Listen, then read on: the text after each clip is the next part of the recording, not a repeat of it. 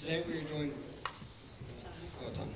Today we are joined by Governor Christie, who is the 55th Governor of New Jersey, U.S. Attorney for the District of New Jersey, graduated from the University of Delaware, and later went on to get his Juris Doctorate at Seton Hall Law School, and he is now a Republican candidate for president. All right.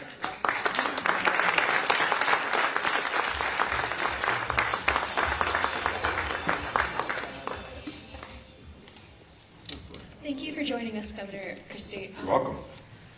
Throughout the years, your position on gun control has evolved, and you have been gone so far as to say that you were naive in the past to support an assault weapon ban and that gun control would not stop mass shootings. In October, the deadliest mass shooting of the year so far happened in neighboring Maine, where 18 people were killed.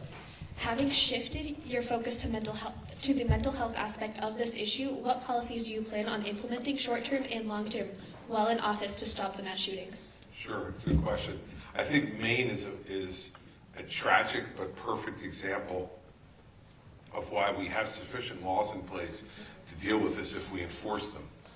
So in Maine, you had a number of indicators for the perpetrator of this crime that he was having serious mental health issues. He had been institutionalized for a period of time.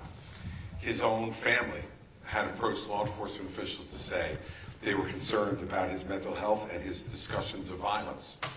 His employer, the United States Army, had taken his weapons from him and told him that he needed to seek help as quickly as possible, and they had informed law enforcement folks. And what happened in Maine was that the law enforcement folks fell down on the job.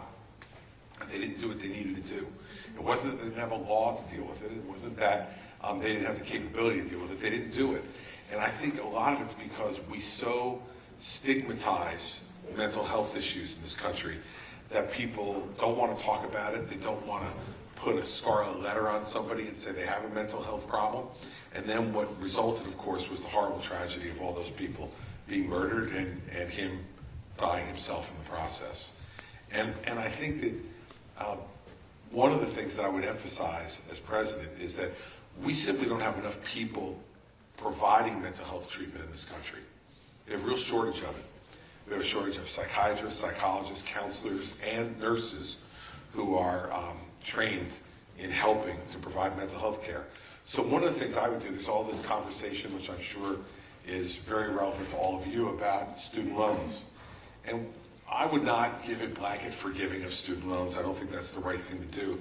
But what I would do is to forgive student loans for people who decide to go into areas where we really need help in this country. Mental health would be one of them. So if folks decided to pursue a career in psychiatry, psychology, counseling, as a doctor, a counselor, a professional licensed counselor, or a nurse providing those cares, I would give forgiveness on student loans in return for a certain number of years of service in that area. So we need to make that more available. Secondly, I think we need to make it easier for police officers to be able to make the decision to involuntarily commit someone to an institution for a period of days for them to be evaluated. It's very hard to get that done. And if it had been easier in Maine to do that, that person may have been committed for a period of time rather than being out on the street and able to do what he did.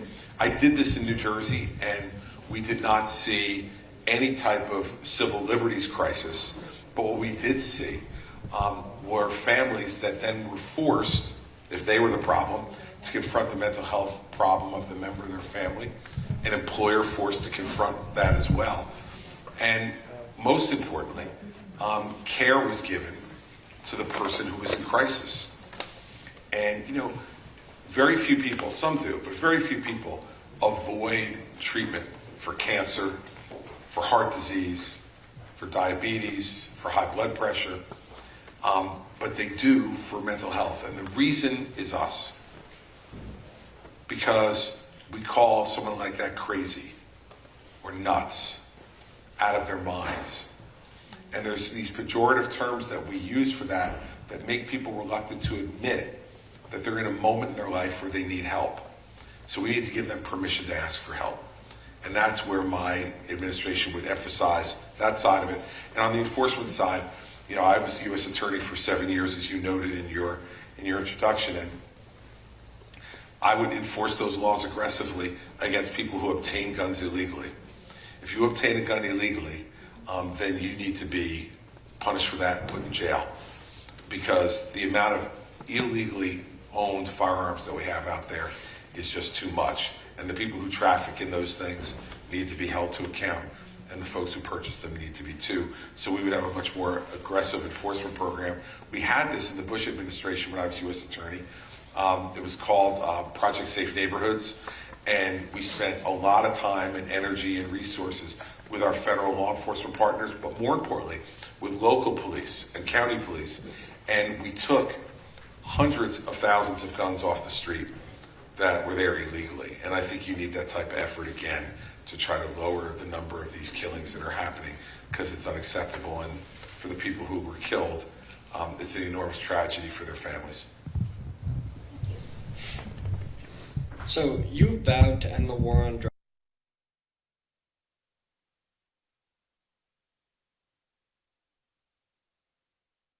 The National Guard to lower drug supply in the U.S. How do you feel that your policies can fix it, like end the war? Well, ending the war on drugs to me means stop incarcerating people. Stop putting people in jail for minor drug offenses, people who are addicted for drug offenses. If you put an addict in jail for a drug offense, he or she almost always will come out of jail addicted. Because whether we like to acknowledge it or not, they get drugs into jails. And people use. And for lots of folks in jail, they don't get any treatment while they're there. So when I say ending the war on drugs, what I mean is we need to end the idea that we can jail our way out of this problem. We can't. And we've proven that now over the last 40 years. We've been jailing every addict we could find, and they come out addicted and they wind up going back in, and it's a failure. We should save those jail cells for the people who profit from it. So the drug dealers, the people who profit on selling this stuff to Americans and who make a living off of it, they should be put in jail. But the people who are addicted, we should do something different. And let me tell you what I did when I was governor, so that you would have an idea of the way I would approach it as president. As governor, we did criminal justice reform, which kind of grabbed this and said we've got to look at differently at the way we sentence people and how we put people in jail. What it led to was we could close 2 state prisons, and we didn't have crime go up. But what I did with one of those 2 state prisons was I turned it into a drug treatment prison. So that if you were in the last year of your sentence in state prison and you had a documented alcohol or drug abuse problem, you got switched to this other prison. And in that last year, you got, if appropriate, medication-assisted treatment, talk therapy, and education on dealing with your addiction as an illness. If you needed further medication-assisted treatment for folks who were addicted to opioids, we would qualify you for Medicaid before you left jail, get you your Medicaid card.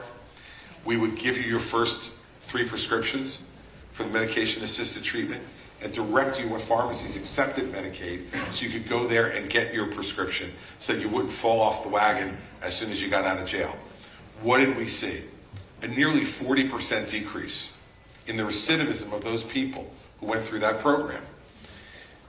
I think we need to do the same thing on the federal level, which is acknowledge the problem, diagnose people like you would diagnose them with any other disease when they come into prison.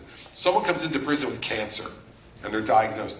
They get sent most likely to a federal prison in North Carolina called Butner, which is a hospital facility. And they get treated with chemotherapy or whatever the appropriate radiation, whatever the appropriate therapy is for their cancer. Why are we treating someone who has the disease of addiction any differently? For them, we diagnose them and then we throw them into a prison cell. And we don't give them any treatment. And then when they leave and they're still addicts, we wonder, why the hell are they still addicts? Well, if you didn't treat somebody with cancer, they would most likely be dead, right? And we have to look at addiction in the same way. So when I talk about ending the war on drugs, what I'm saying is we have criminalized a disease. And by criminalizing a disease, you're not going to get rid of it. In fact, you can make the argument you're going to make it worse. And so let's acknowledge that addiction is a disease It can happen to any of us. And based on your genetics, your family history, and predisposition, you could take drugs for the first time and be addicted immediately. Some other people could try drugs and it has no effect on them in terms of an addictive. That's genetic. And you don't know it unless you're aware of a family history until it happens. And so that's the way I would do it and go about it. And I think we need to have a much different approach to doing this, because what we're doing right now is failing. 110,000 overdose deaths last year. The leading killer of men 18 to 34 is drug overdose in this country last year. That's unacceptable to me, and I think we can do better.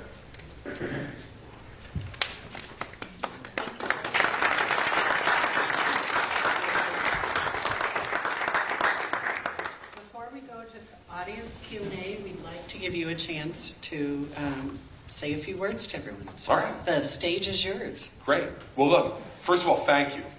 And let me tell you why I'm here. Because I hear people in my business complain all the time about you. They say, young people don't vote.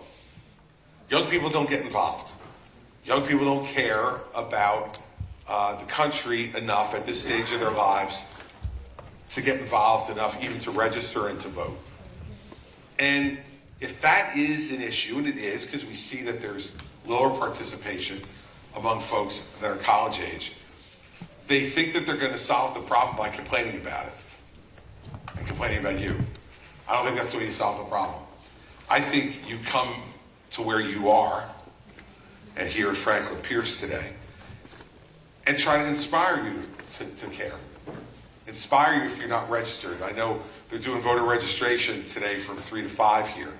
If you're not registered to vote, I'd urge you to register and to get involved. But I got to give you a reason to get involved. I can't just expect you want to do it on your own. If you do, that's great.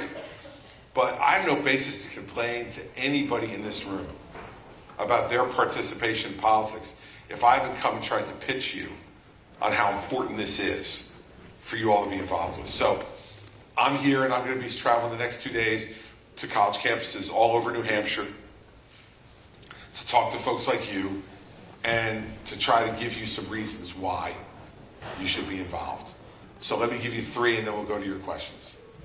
Reason number 1 you should be involved is because this is your future we're talking about. I'm 61 years old. And so my life, more of my life's in the rearview mirror than through the windshield. Whether I like it or not, it is. And the decisions that people who get elected next year to the presidency are making will have about this much effect on their lives and this much effect on yours. And so the first reason I think you need to be involved is because the decisions being made today are going to affect your life. What kind of careers can you have? What kind of opportunities will be available to you? When you get married, can you afford to buy a home? Can you afford to live where you want to live? Will you have the kind of freedoms that allow you to make the choices you want to make for your life?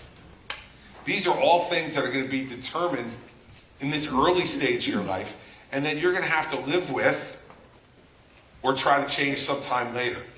And the later you make the attempt to change it, the harder it becomes to change, because things got to get put into cement. So reason 1 is it's your life more than it's mine. Yet I'm going to make those decisions for you. So I suggest you should decide who's going to be making those decisions for you. And the way to do that is to get participating and voting. Second reason is, respectfully, I think you have a responsibility to do it. And the reason is because you've been given the greatest gift that any human being on earth can be given after you've been given your life. And that is you're an American. There are people all over this world who are literally dying to get here, who live in a place where they can't come to a beautiful campus like this with really wonderful people to get to know and grow up with and to learn from. They don't have the possibility of leaving here and going out and getting a really good job and having a life full of freedoms. Freedom to express yourself. Freedom to pursue whatever religion you want to pursue. And the freedom to choose who you want to be friends with and how you want your life to be run. In return for those freedoms, it seems to me one of the things that we should ask of you is to participate in the system that protects those freedoms. And this political system, while it is absolutely imperfect, is the best imperfect system in the world. And most particularly for those of you who spend now 9 months of your 12 months a year in New Hampshire, you have a really unique opportunity because you're the first in the nation. You're the first ones that get to actually vote in the primary and decide who the presidential candidates are going to be. You get to choose from the broadest array of candidates, and you get to decide for most of the other states who they're going to see later on in those contests.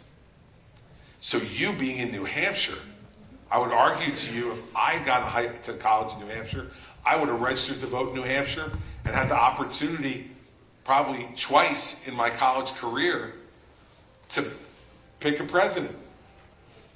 So you owe it, I think, to your country to get involved and to vote.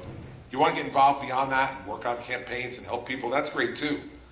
But at a minimum, you have a responsibility for the freedoms you've been given by being born here to get up and vote. Third reason would be this. Everybody has in this country a right to expression. And there are a lot of important issues that I'm sure we're going to hear today that are of a real concern to you. These kind of forums, participating like this, gives you the opportunity for your voice to be heard by people who will make those decisions.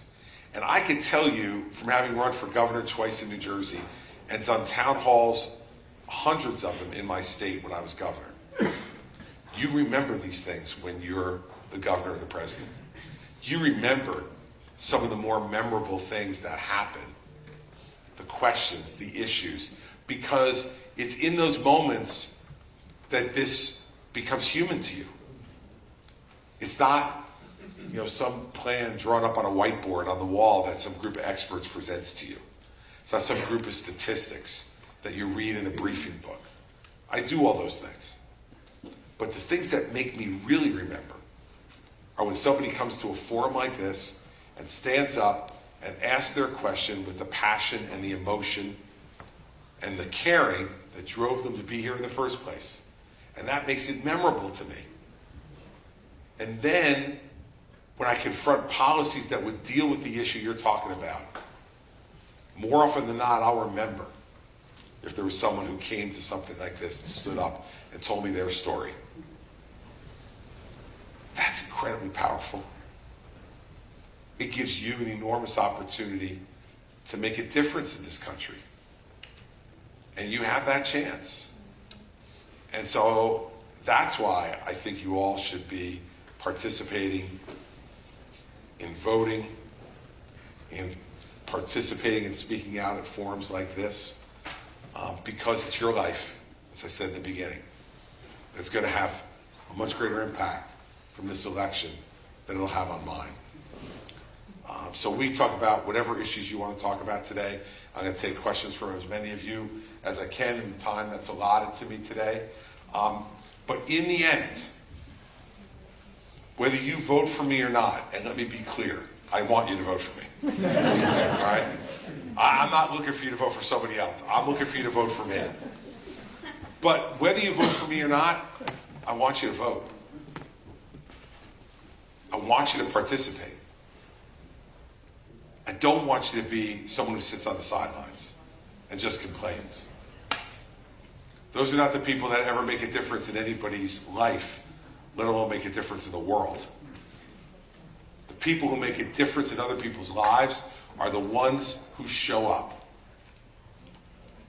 And the ones who make the difference in the world are the ones who show up with good ideas. And if you think to yourself, can that really happen? Can a small group of people with good ideas actually change the world? You know why I know it's true? Because it's the only thing that ever has. It's the only thing that ever has. So I hope that you're part of that. So I'm really glad to be here. I'm really glad that the pizza's here. It's a good thing. Because I just came from Alabama, where we had a little debate last night. And I can tell you this much. There's a lot of good things about Alabama. We had some good Mexican food. We had some good steak. Some barbecue. But I will tell you this. There's no chance I was having Alabama pizza. I just learned to do it. A guy from the Northeast knows that in Alabama they have a lot of skills. I just don't believe pizza's one of them. So I'm glad I'm back in the Northeast for that. So happy to take questions on any topic that you have. One right here in the front. So my question is on the economy. Right now, the United States economy is actually improving, but many Americans are still struggling and not seeing those gains. If elected president, what would you do to help Americans see those gains? I think that you're right. And the biggest problem for why they're not seeing those gains is because prices still remain really high. So if you're working hard, the economy is slowly improving, but you still can't afford to buy the things you used to be able to buy, or you have to stop doing things you used to do because you got to pay your rent, you got to pay for gas in your car, you've got to pay for food, and what's left doesn't allow you to do the things you used to do. Even if they show you numbers that say it's getting better, you don't feel it. What would I do? First thing is we spend too much. We, meaning the government, spends much too much. And all of that increased spending has driven inflation for a simple reason that I'm sure you're learning in economics classes here if you take them. You raise the money supply in wild fashions, the money becomes worth less, everything costs more. Your buying power is less. And so, look, during COVID, we had to spend more. And it was a necessity. But today, we're still spending as much as we were spending during COVID. If we just moved on the federal government to pre-COVID spending levels, we'd save $1 trillion a year. $1 trillion. And our deficit right now for this year is $1.8 trillion. So you would more than halve that deficit if you did that. What would happen if that happened, and why would it make a difference to what you're talking about? Because then interest rates would start to come down. Interest rates come down, houses are more affordable, cars are more affordable. Your credit card debt is more affordable. And as those come down, interest rates come down, what businesses have to pay to borrow money to produce the things that we all go out and buy come down, so prices come down. When we do that, we're going to create more capital available for businesses to expand. And when they expand, they need people to work. Jobs become more available, and better paying jobs become more available. But to me, first key to that is for us to reduce our spending. Second is, we have to produce energy at a much more aggressive rate than what we're doing now. You look at what happens here in New England when it starts to get the temperature it is out there. And because we don't have any pipelines for natural gas here to New Hampshire, Vermont, or Maine, Massachusetts, they're all using home heating oil, which one, is not great for our environment, and two, is incredibly expensive. If we start to produce more energy, more natural gas, and get pipelines here, but the other thing I would do is also spend a lot more on producing nuclear. Because with nuclear energy, it's safe. In my state, New Jersey, we're the most densely populated state in America, and you'd be surprised probably to know that 53% of our electricity is generated by nuclear. We've been operating it safely for 50 years in New Jersey without any incidents. And what's it done? Three things. One, it's lowered our energy prices. Two, it's incredibly reliable. And three, it doesn't add to our carbon footprint. Because climate change is real, we contribute to it, and we have an obligation, in my view, to leave this world with clean air and clean water for all of you. So if we increase our production of oil and gas and nuclear and continue to invest in wind and solar, which are good technologies but aren't there enough yet to be able to support all the energy needs we have both personally and from a business perspective. If we do that, and the price of gas goes down, which it would if you produced more, then the price of everything else goes down too. Because everything you buy at the supermarket is trucked to that supermarket. When the gas is more to truck it, they just add it to the price. Everything that's produced in our farms around here depend upon energy to produce it. When the cost of energy is up, the farmers charge more to the folks who deliver the food. So everything we deal with will depend on that.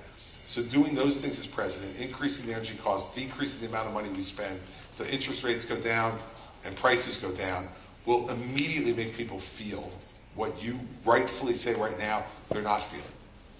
And those are things that can be done in the first 12 to 18 months of a presidency that can have a real effect. So by the time you get to the middle of that first term, you can start to feel the real effect of that and improve the quality of your life, improve the affordability of your life, and make you feel like you're making some progress. Maybe you can save some money, which would be a nice change of pace from what we're doing right now.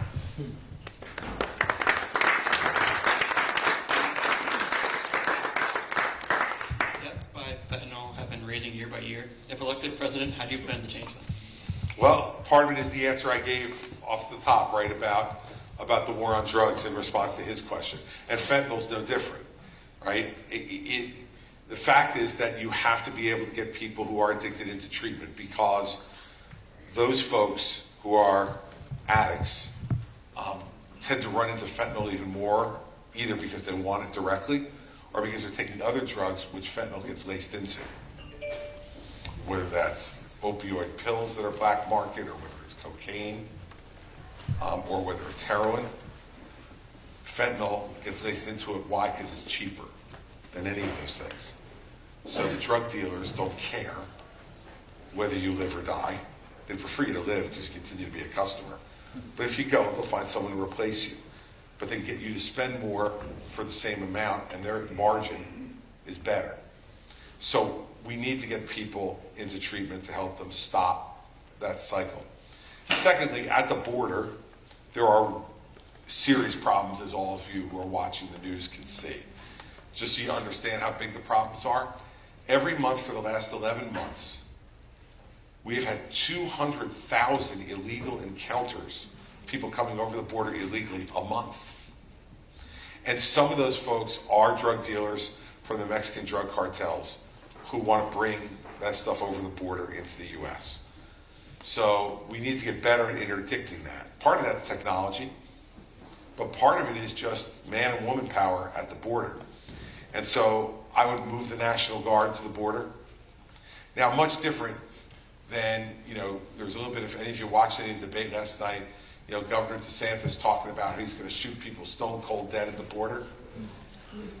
Look, I want you to be cautious, and if you're not cautious about this after the election of Donald Trump 8 years ago, you should be. TV tough guy talk may sound good to some people. It never happens. Remember, and DeSantis repeated the same promise last night. It was stunning to me that we heard 8 years ago up here, and I was here running for president 8 years ago, so I remember it. We're going to build a wall, a big, beautiful wall, along the entire border of Mexico, and Mexico's going to pay for it, right? That's what Trump told us thousands of times 8 years ago. In 4 years, he built 52 miles of new wall. 52 miles. At that pace, by the way, he would only need another 110 years as president to finish the wall. And Mexico didn't pay 1 peso towards the wall. But I bet if they had known he was only going to build 52 miles, they might have been willing to pay for 52 miles. That's how small it is. DeSantis, in the same way last night, he doubled down on that, said he's going to build the wall and Mexico's going to pay for his wall too. Like, look, my mother used to say to me, fool me once, shame on you. Fool me twice, shame on me. Like, we can't be that stupid again, can we? To actually believe that promise? We shouldn't have believed it 8 years ago and supported someone who would lie to us like that. We better not do it again. And he's not going to have American soldiers are not going to shoot someone dead just because they come over the border. They're not going to do it. And he got asked last night, well, how would you know? He said, we'll shoot stone cold dead anyone who comes over the border illegally with a backpack. Because, as you know, a backpack is a real indicator of a drug dealer. I suspect if I watched all of you leave here today, under the DeSantis theory, I would watch an entire room full of drug dealers leaving the room, right? And I'm sure that there are a lot of backpacks in this room. There you go. You're under arrest. So, you know, what we need to do at the border is be smart. Let's move National Guard down there to help Customs and Border Patrol interdict and question people. If you're coming over illegally, you should be questioned. And if we believe that they're trafficking drugs, then they should be arrested. Not shot stone cold dead. Like, our system doesn't work that way. We should arrest them and charge them with a crime. So we need to do that to interdict fentanyl coming across the border. But I will tell you, I really believe that the only way we're going to get a handle on this problem is to lower demand. Because as long as there are people here who want to buy the drug dealers are going to find their way in to give them to you. So we need to lower demand here, and the way to lower demand is to treat people who are in that problem. And we need to make more broadly available. And it's now available across the country over the counter to make sure that everyone can have the drug with them that reverses you from a fentanyl overdose before you die. We did a program in New Jersey where if you came in on a fentanyl or any type of other opioid overdose, the first person you saw in the hospital was a recovery coach. Someone who is in recovery themselves and can coach you on how to get to recovery. And not from some doctor who's never had the problem, who you'll look at and say, what the hell do you know about what I'm going through? But someone who has been through it and is in recovery. We had enormous success with that program in New Jersey, and it continues to this day, even though I've been out of office now for nearly 6 years. It continues because it's saving lives. We need to give grants around the country to encourage states to fund that themselves as well. Everything we can do to lower demand will save lives. And yes, we need to interdict things at the border, but we can't kid ourselves to think that we're going to interdict all of it. We're not. We never have, and we never will. As long as there's demand and money to be made, there will be bad, ugly people who want to profit off death. And so we need to do that. Those are the things, the way I would go approach it. And it's not a silver bullet that's going to fix the problem tomorrow. But we didn't get this problem overnight, and we're not going to get rid of it overnight. So let's work together to care for the people who have the problem, to provide them the treatment they need, and to try to get them back on the path to a good life. And I suspect that there are a number of you in this room who have had friends or family members who have had a drug problem. And I don't think you want to give up on them. Every life is precious. And we should be making sure we do everything we can to protect every one of them. So that's the way I deal with it. Thanks for your question. I think we have time for 2 more questions. We'll go to Colin, and then there's a young person. Thank you once again for joining us today. You said last night in the debate that you would send U.S. troops to Israel to rescue the hostages. What would be your plan, and how would you accomplish that? Well, I think exactly what I said was, if they presented me with a plan, if the military presented me with a plan where they thought they could safely get our hostages out, I would send them. So I don't know what the plan is. You know why? Because I'm not a general. I'd be the commander-in-chief, but the commander-in-chief makes the ultimate decision, but they'd have to show me a plan that worked. The problem I had with last night was that Ron DeSantis wouldn't answer the question. I mean, he talked for 90 seconds, because remember, he got the question first. And he talked for 90 seconds and didn't say yes or no. But, well, look, your only job as the commander-in-chief is to decide, right? The military gives you the plans and the options because they're the experts on this. So my view on it is, the reason I send them over there is twofold. One, you have to send a message to terrorists around the world that you take an American, we're coming to get them. If it's possible for us to come and get them, we're going to come and get them. Second thing is, you need to send a message to people in this country that we're not going to stand for Americans being pawns in geopolitical terror games. And we have some of the greatest trained military the world's ever known. If they come to me with a plan where they say, I think this can work, and we can get them out safely, and it makes sense to me, then you're damn right I would do it, and I'd send them. But for Ron and Nikki last night both, neither one of them answered. And look, that relates to a bigger problem, if you let me go off on a toot for a second. It's game time now, guys. Today is December 8th, I think. 7th? Pearl Harbor. It's Pearl Harbor Day today? Good. Thank you. It's hard when you're running for president to even know what day of the week it is, let alone what the date is. But we're now just 7 weeks from the New Hampshire primary. It's game time now. And if you're going to vote for someone, they better be willing to answer your questions. You know, that was my frustration. If you watched last night, I did it a couple of times. Ron wouldn't answer the question about Israel. He wouldn't answer the question about Taiwan. And he wouldn't answer the question of whether Trump is fit or unfit for office. Dancing all over the place on it, right? Well, he's older, father time, he's lost some zip on his fastball. It's a really simple question. Is he fit or is he unfit? That was the question. You're running for president against him, kind of, because he doesn't show up for anything, but is he fit or isn't he? You should be demanding answers to these questions before you vote, because these are big questions. And so let me be really clear, if you didn't see it last night, yes, I would send, with a good plan, American soldiers, men and women, into Israel, to Gaza in particular, to get American hostages. 2, yes, if China attacked Taiwan, yes, we would go and defend Taiwan. 3rd, is Trump fit or unfit for office? In my opinion, he is unfit for office, and he's proven it over and over and over and over again to us. How many times do we have to hear him say that he would use the government to go after his enemies? How many times do we have to hear him say that the election in 2020 was stolen when it wasn't? How many times do we have to hear him lie over and over and over again about the good people who worked for him? Because the minute they disagree with him, they go from being the smartest. Remember, he said, I'm going to hire the very best people. All the smartest people are going to want to work for me.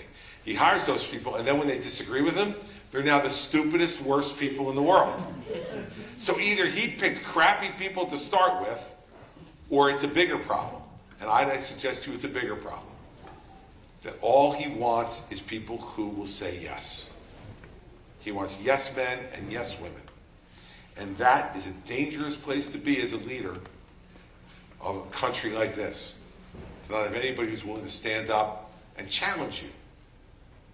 And so, you know, I answered all those questions last night. And you may agree with some of the answers, you may disagree with some of the answers, but here's the good news. You don't have to wonder. You're not going to go, oh, geez, I wonder what Christie thinks. You're always going to know what I think. I'm from New Jersey, for God's sake. It's like in the water. We can't help ourselves, okay? But that is the most important thing, is that people will answer your questions and be honest with you. I would suggest to you that with me and you, the only person that you agree with 100% of the time is you. There's no one else in the world that you agree with 100% of the time, and you might even agree with yourself 100% of the time. I know I don't. I've made decisions over time where I go, that wasn't too good. I'd like to go back and have a redo there. But that's what this country's about. It's about we disagree with each other. But those disagreements have to lead to an end that's better for everyone, not just for you. And so I would do what you asked. I'd be very clear about it. I would rely upon the military folks that I have around me to provide me with the best plan. If it looked to me like the plan was workable, I would do it. If it wasn't, I'd work on another way to do it diplomatically. But those folks have been there much too long now. Those folks have been there, as of today, 2 months. 2 months in tunnels underneath Gaza. That's unacceptable for anyone. And this is where I'm critical of President Biden. I like most of what President Biden has done with Israel since October 7th, but I think he should be more aggressive in terms of what he's doing with the hostages, especially the American hostages, because these people are going to lose their lives, and soon. They're not being fed. They're not getting the medicine they need, if they need medicine. And these are innocent people. These are not soldiers in a war. These are innocent people. We need to get them home. Thanks for watching.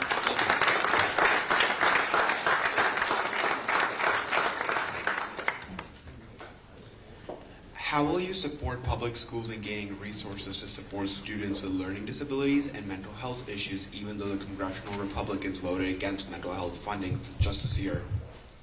Yeah, well, they were wrong about that. Okay, so they were wrong to vote against mental health funding and funding for folks with developmental disabilities. Look, let me say in general, our problem in education in this country is not enough money. So for typical K-12 public education in this country, we spent $400 billion last year. It would seem to me that that would be enough.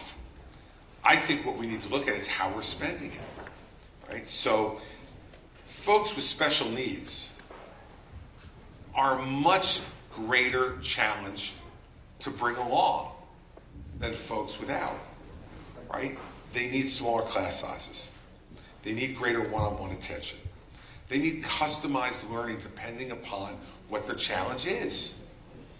And just to even categorize people just as mental health issues or developmentally disabled, you know, like I've learned over my time as governor, there's a lot of different stages and degrees of developmental disability. Some are relatively slight and can be handled with small changes. Some are profound. And so you need to really craft a plan for that person that is specific to that person to have them reach their fullest potential. But what government should be doing is saying, I want each individual to reach their fullest potential, and I will do what I need to do for that person to reach their fullest potential.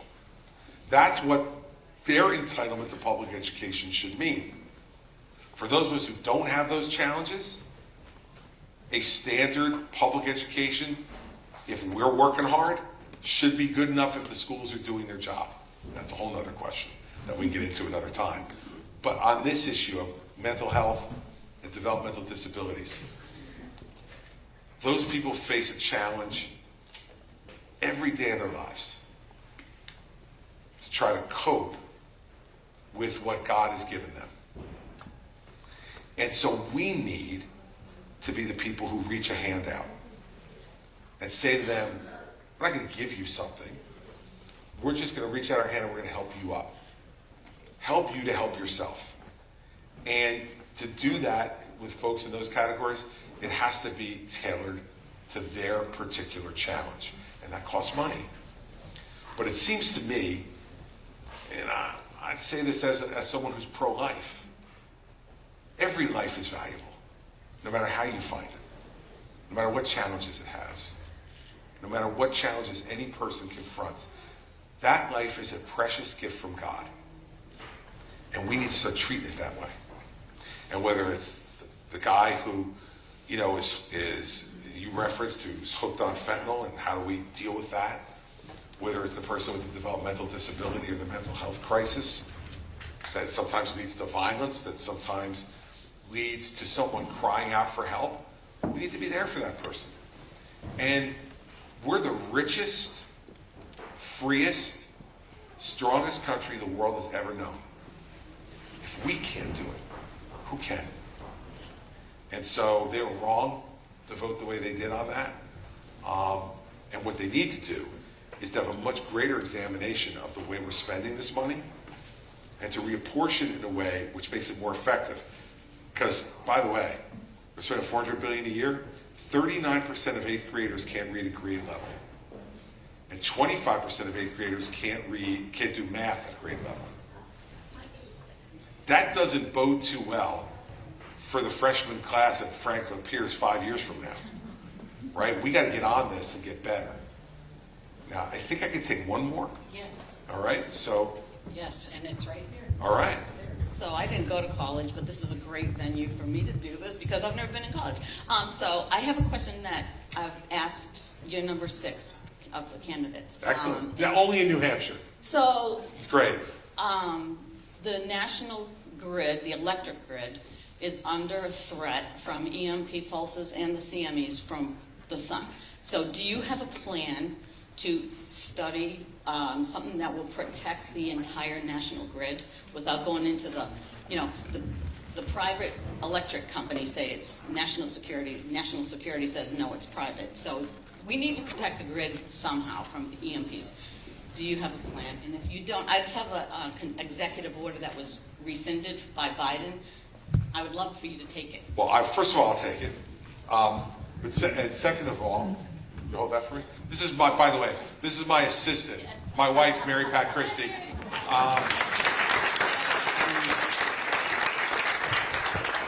She's holding the grid EO and my bottle of water, so it's really good. That's what happens after you've been married for 37 years. I think I err on the side that I think the protection of the grid is national security. Because I just want you to think about what would happen if the grid went down. Right? I mean, if the grid goes down, let's start at the very basic on national security. We can't operate any of our weapons systems to defend ourselves without power. We can't reach out to every one of our citizens to give them instructions on what to do in an emergency without any power. And it goes on and on and on. So to me, it's a national security issue and something that the federal government has, because this is not a state-by-state problem. This is a federal issue where the federal government has to present a plan and then talk with the private sector for the implementation of the plan, because they're the ones who are the owners of all the individual power sources that allow us to do it. And this is, by the way, been made even more acute by cyber warfare. Because I guarantee you, and I know this, that if it's not every day, it's every week or every month that Iran, Russia, China are testing the computer systems that run our grids and are trying to take them down. It's going to be an element of warfare in the future. And so that's why, if this were 50 years ago, less of a national security issue. Now, someone sitting at a keyboard in Beijing could shut off the lights at Franklin Pierce and broader if they hack it the right way. And so it is, to me, a national security issue. It needs to be coordinated by the federal government with the Federal Energy Regulatory Commission, which are, I know, they're miserable. They're miserable people to deal with. But what has to happen is a president has to say, here's the plan, I'm the president, go and do it. And so we first need to make sure, and I'll give you 3 elements of the plan. Element number 1 is that we have to put the very best people we have at the National Security Agency on the cyber protection of the grid. Number 2, we have to look at the state of the infrastructure in the grid. And we just passed a $1 trillion infrastructure law, of which a minuscule amount is being dedicated towards the grid. Well, we can reapportion that money when you're president and go back, because there are elements of the grid around this country that are really antique. And so you need to standardize that across the country to make the protection better. And third, we have to incorporate all these different power sources, because it's not just the grid itself, it's what comes into the grid to power it, right? So if we don't have reliable sources of power in each and every corner of the country, modernize that and protect it, the grid's at risk for that, because they can not only just attack the tech of the grid, they can attack the tech of the supply to the grid and catch it before it even gets there. So those, to me, are the 3 biggest things that we have to focus on, and those are, as you know, huge. Enormous. And China's supplying our giant transformers. Well, yes, so much of the tech is supply, as we learned during COVID. So much of what we rely on is supplied by China that we put ourselves at great risk because they were willing to do it cheaper. So now we got some fundamental decisions to make. Do we trust the Chinese to do all that for us? Not really. So it's also about reinvigorating the American manufacturing sector, where things that are of import to national security, we need to be manufacturing it here. Even if we have redundancy in China, we should have primacy here so that in a crisis, we have the ability to be able to maintain ourselves. Remember during COVID, we were running out of masks, out of PPE, running out of tests. Why? Because all those things were manufactured in China. And when the crisis happened, China said, we'll take ours first, and whatever's left over, we'll give to you. We need to learn from that problem that is only 2 years ago at the peak of its crisis, and understand that that applies to everything else we do that impacts our national security. So it's a really, really good question. And I think if you haven't been involved in law enforcement like I was and understand what would happen in a circumstance like this and what a calamity it would be and what a crisis it would throw the entire country into, and in many parts of the world as well, if the United States grid goes down because they rely upon us for so much. Think about it would ground air traffic. It would ground much of our road traffic. It would, everything you think of is relying upon this. So it's not a private issue. It's a public issue that uses private infrastructure. But the governance of it and the protection of it has to be uniform, and it has to be public, and it's going to cost us money, but the crisis will cost us so much more, as we learned during COVID. When we weren't ready to deal with that crisis quickly, and we had hundreds of thousands of people dying, it cost us trillions of dollars to protect ourselves after it happened already. Let's do a fraction of that up front to prevent the crisis from ever happening. So I'm glad you asked the question. Thank you.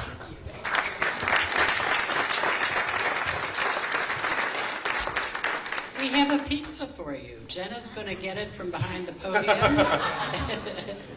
And we always ask what the candidate's favorite pizza is, sausage and onion. There you go. Thank you. There you go. All right. And thank you for joining us. Well, thank you guys. Go register to vote. Make sure you do it. If you're not registered